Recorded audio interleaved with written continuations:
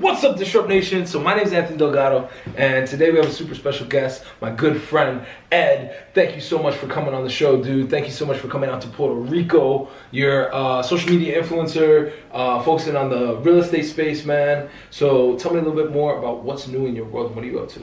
Well, thanks for the intro. I appreciate that very much, man. Disrupt was a fun time. Thanks for giving me that exposure and that opportunity to present my value that I always have to give out there. So, what am I up to nowadays? Really diving deep into real estate and realizing that it's such an oversaturated industry with so many individuals that are trying to jump into it but have no idea how to go about it, how to maintain it, how to maintain their business, or how to even go about, managing to get new business. And while being on social media, I've come to realize, while being on social media and within the real estate industry, I've realized that there's such an untapped niche and territory within real estate that other realtors aren't really pursuing or even understanding of how to go about it. And that is, social media. No one's on social media the way they should be. So my point is to really enhance the concept of how to go about social media, branding yourself on social media, and having prospects and potential new clients reach out to you before they reach out to anyone else. So that's what I'm up to nowadays, is really teaching realtors how to be more conscientious of social media and be more present on there to start getting more business. Definitely. So when you say social media, I mean, there's so many different platforms out there. There's like Snapchat and Instagram and Twitter and Facebook and Musical.ly and all these different platforms, right? Where do you think real estate agents should focus? Right now, just statistically speaking, I know realtors love numbers. So just looking at numbers and the metrics of all social media platforms that are out there, Instagram looks like it's the one that is really surpassing any other platform. It has the most audiences. I just read the other day it has about 4 billion likes a month. Mm-hmm. It's, there's tons of engagement on there. And I feel like Instagram just has it all in one. Like, it has what Twitter has to offer. You have your captions, or you have what Facebook has to offer, the long messages and titles and videos and whatever it is you're looking for, and pictures. And so Instagram just acquires all the features that any other platform acquires and pretty much has to offer. So I feel like Instagram is the best platform to really brand yourself to the maximum power. And it's very aesthetically easy for people to really comprehend and kind of learn about you. So when I go onto your profile, I know you are Anthony Delgado. I know this is what you do because I see your bio. And then right when I scroll down, I see all your pictures, which is who you are. So I learn about you right there within an instant, So now I go onto your page and probably within 10 seconds, I know who you are. So, I don't know, when I think of Instagram, I think of memes, right? Like funny comedy stuff, right? And I might think of like pictures of food, right? And then I think of like Instagram models and like beautiful girls.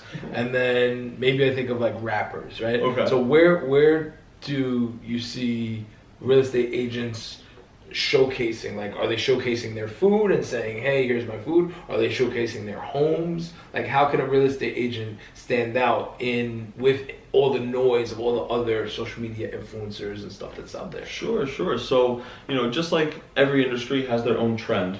Food industry has their own trend of maybe making some cool pictures from above the plate, and that's a trend all of a sudden. And now everyone starts to try to copy that. Same thing with homes. I know that, or anything, cars, watches, luxurious lifestyle, everything that there is. Real estate is absolutely something that so many people want to showcase and portray.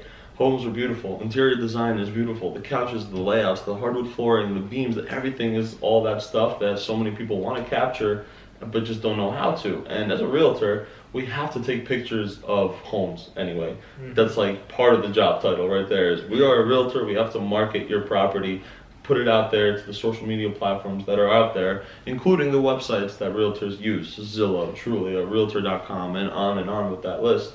So why not just one-up it what already is going on today? So people come into a house, a realtor comes into a house, takes a picture with their phone, and they upload it online. But put a flair to it that makes it enticing for people to look at it and say, wow, I love that. That's a cool picture. I'll double tap on that, or I will share this picture with someone, or wow, this intrigued me to buy a house of my own. Whatever it is, it's just really pushing your brand and your content that you push out there to be different and better than what already is. So the trends with the real estate stuff, these fancy houses and all that stuff, that's already a thing right now. It's just how can you make it a little better than what everyone else is doing. So I feel like on Instagram, again, it's just pushing it and pushing your content to be that more prettier and more enticing, like I was saying before. So maybe that's a cool video. Maybe that's a cool collage of you walking throughout the house and having a nice, EDM soundtrack on top, and all of a sudden it's modern. It gives it that modern vibe. So now you're kind of entering that trend of what's going on today. So, how can a realtor really bring themselves to stick out like a sore thumb in a community of other influencers that are doing such big things? It's just really being a realtor, but like adapting to what's going on today.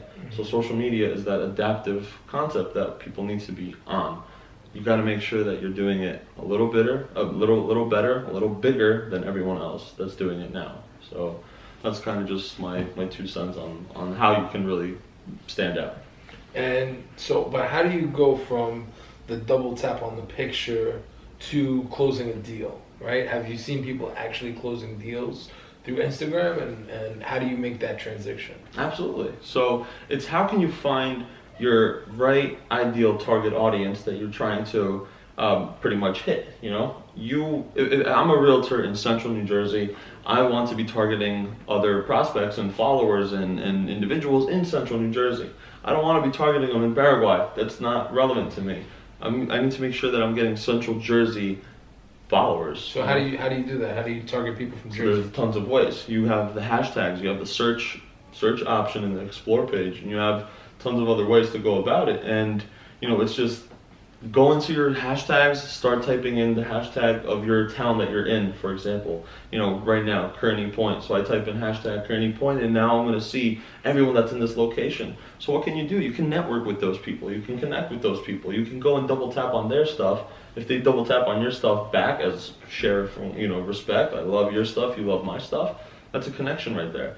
Majority of my clients and friends and connects that I've ever made were through social media. It's a platform that you can really just digitally shake someone's hand like never before.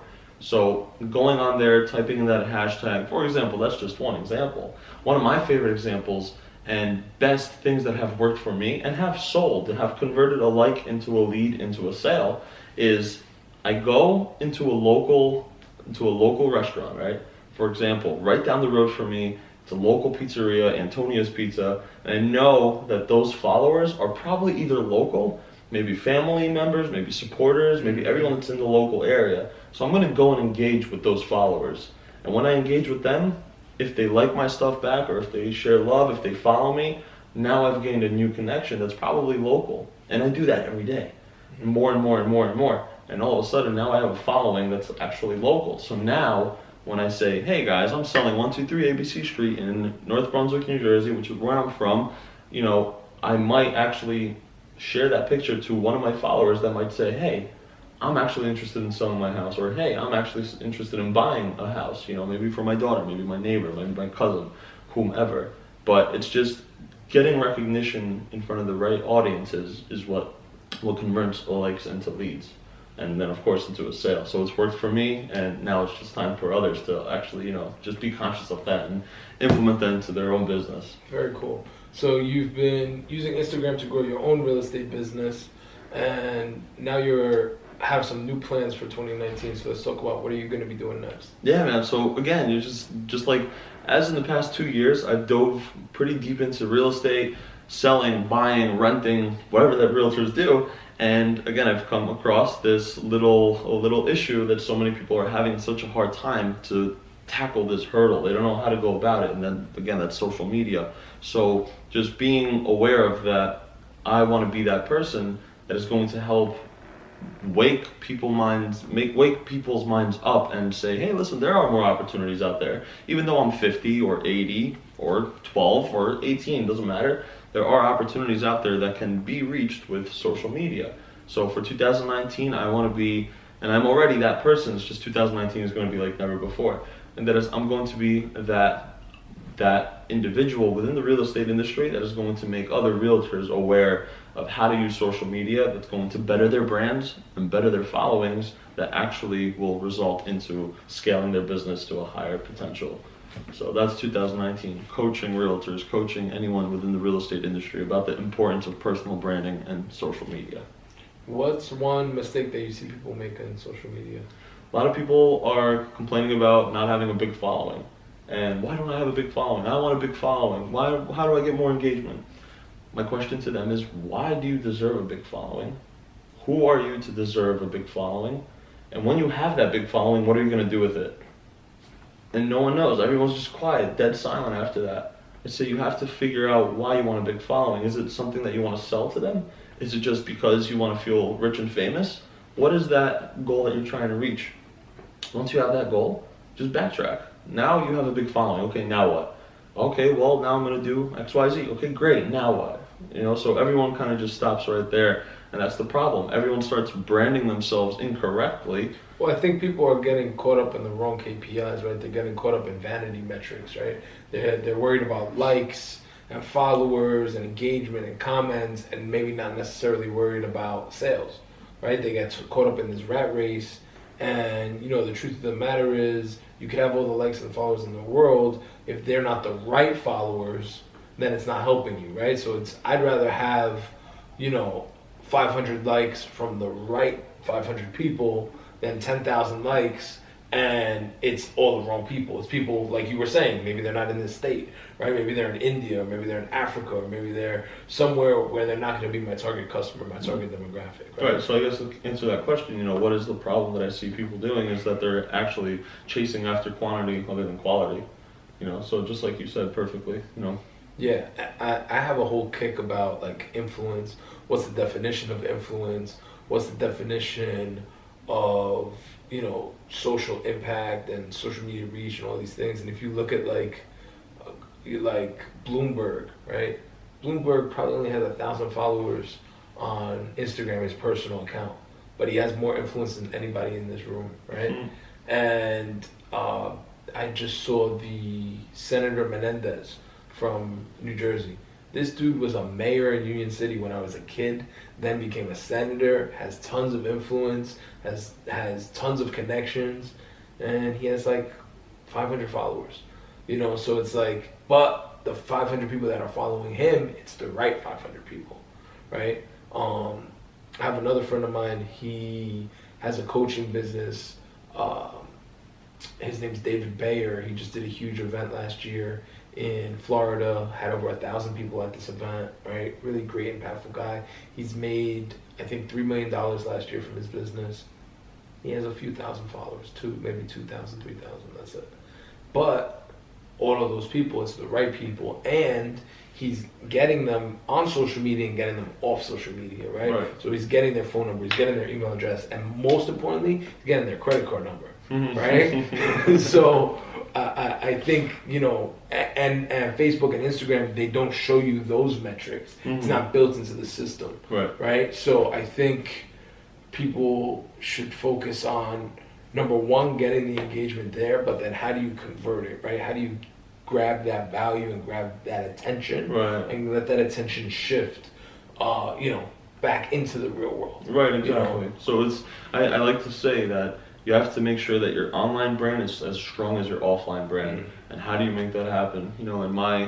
At the end of the day, I believe in providing value, because the more value you provide, the more people will keep coming back to you. Why would they stop coming back to you for free stuff? People love free stuff. Give them free stuff. Mm-hmm. The more free stuff you give them, one day you'll say, hey, listen, I got something for you. And why would they say no for that? And maybe it's a sale. Maybe it's, as Gary Vee says, jab, jab, right hook. You give them that right hook at the sale.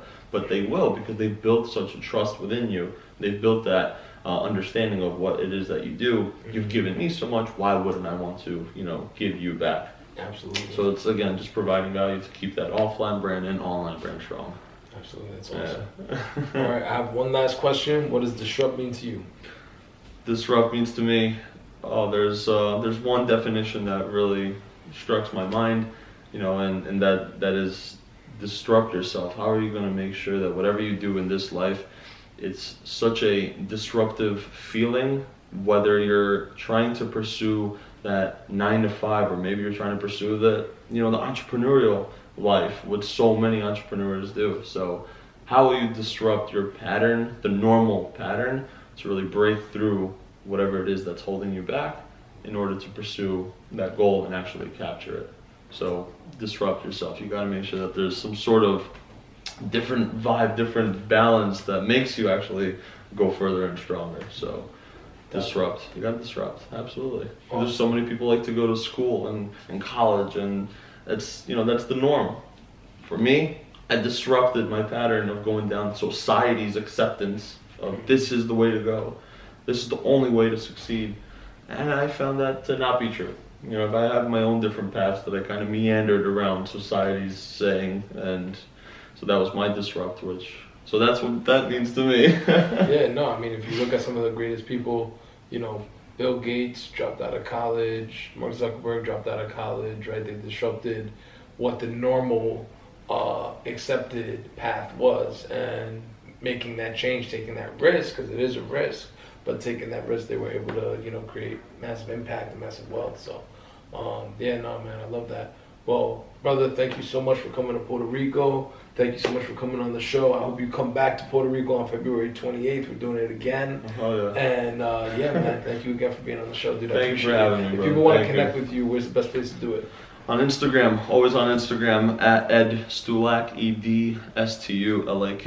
I'm always on there. I always answer my DMs. So if you ever want to connect, that's where I'm at. Ed Stulak. Boom. Follow him. Boom. Thank you, guys.